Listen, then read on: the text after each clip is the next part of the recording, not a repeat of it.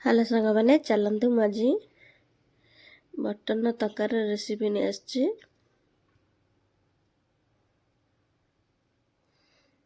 ଦେଖନ୍ତୁ, ମୁଁ ମଟନ ଧୋଇକି ରଖି ନେଇଛି। ସେଥିରେ ଲୁଣ, ହଳଦୀ, ସୋରିଷ ତେଲ ମୁଁ ଆଡ଼୍ କରି ନେଉଛି। ତାପରେ ଟିକେ ମଟନକୁ ଗୋଳେଇ ନେବି।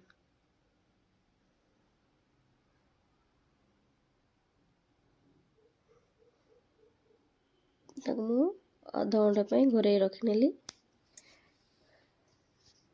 ଦେଖନ୍ତୁ, ମୁଁ କଢ଼େଇ ବସାଇକି ଆଳୁ ଭାଜି ନେଉଛି। ମସଲାରେ ନେଇଯାଇଛି ପିଆଜ, ରସୁଣ, ଅଦା। ମୁଁ ତାକୁ ବାଟି ନେବି।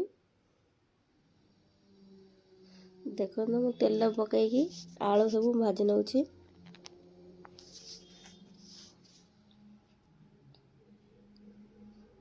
ଦେଖନ୍ତୁ, ଆମ ଆଳୁ ଭଜା ମୁଁ ରେଡ଼ି ହେଇଗଲା। ମୁଁ ତାକୁ କାଢ଼ି ନେଉଛି।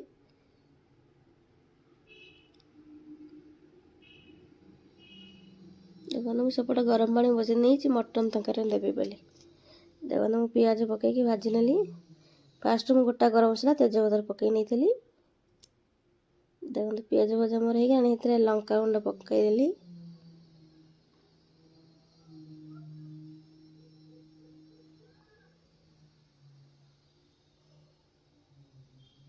ତାପରେ ମୁଁ ପିଆଜ ଅଦା ରସୁଣ ଯେଉଁ ପେଷ୍ଟ କରି ରଖିଥିଲି ତାକୁ ମୁଁ ସେଥିରେ ପକାଇ ନେଲି।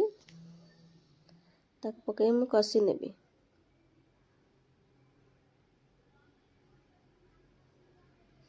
ଦେଖନ୍ତୁ, ସେ ମସଲାରେ ମୁଁ ଲୁଣ, ହଳଦୀ,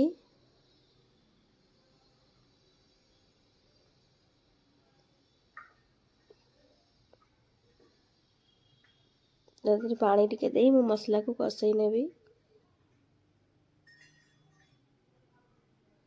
ଦେଖନ୍ତୁ, ମୋତେ ଟିକେ ଧନିଆ ଗୁଣ୍ଡ, ଜିରା ଗୁଣ୍ଡ,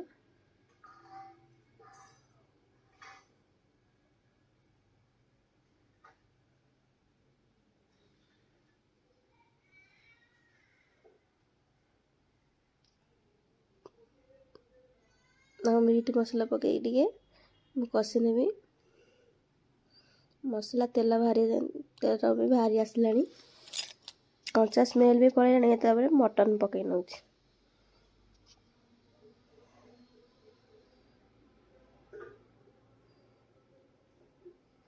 ଦେଖନ୍ତୁ, ମୁଁ ମଟନକୁ କଷେଇ ନେବି। ପାଣି ମଲା ଯାଏ ମୁଁ ମଟନ ପୁରା କଷେଇବି। ଦେଖନ୍ତୁ, ଆମର ପାଣି ମରି ଆସିଲାଣି ମଟନର।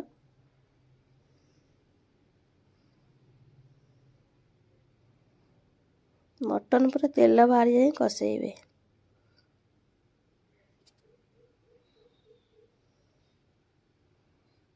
ମୁଁ ମଟନ କଷେଇ ସାରିଲିଣି। ପ୍ରେସରରେ ମୁଁ ଆଳୁ ପକାଇ ନେଇଛି। ତାପରେ ମୁଁ ମଟନକୁ ସବୁ ସେଥିରେ କାଢ଼ି ନେବି। ତାପରେ ଯେଉଁ ଗରମ ପାଣି କରିଥିଲି ସେ ଗରମ ପାଣିକୁ ମୁଁ ସେଥିରେ ଦେଇଦେବି।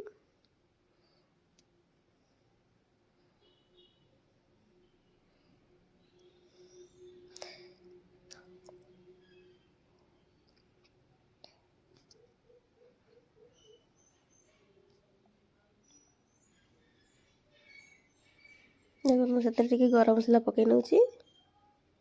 ତାପରେ 4-5ଟା ସିଟି ମାରିବା ଯାଏଁ ମୁଁ ତାକୁ ବସାଇ ନେବି। ଆପଣମାନଙ୍କୁ ମୋ ମଟନ ତରକାରୀ କେମିତି ଲାଗିଲା ଲାଇକ୍, ସେୟାର, ସବସ୍କ୍ରାଇବ୍ କରିନେବେ। ରହିଲି, ନମସ୍କାର।